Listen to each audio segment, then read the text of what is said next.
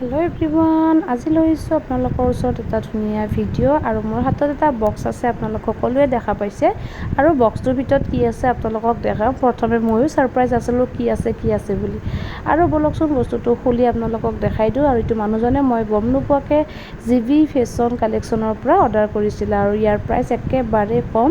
বাৰু প্ৰাইচটো মই আপোনালোকক কৈ আছোঁ, আগে বস্তুটো চাই লওকচোন, তেতিয়াহে আপোনালোকৰ মনটোত ভাল লাগিব ন।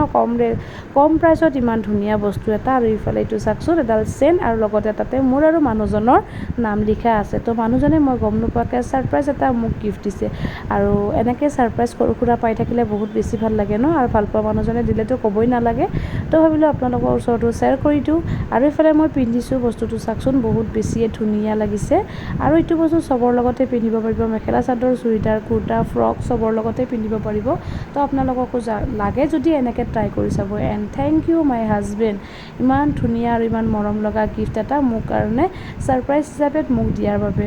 তো মোৰ বহুত বেছি ভাল লাগিছে আৰু এইটো বস্তুত মই বহুত বেছিয়ে হেপ্পী।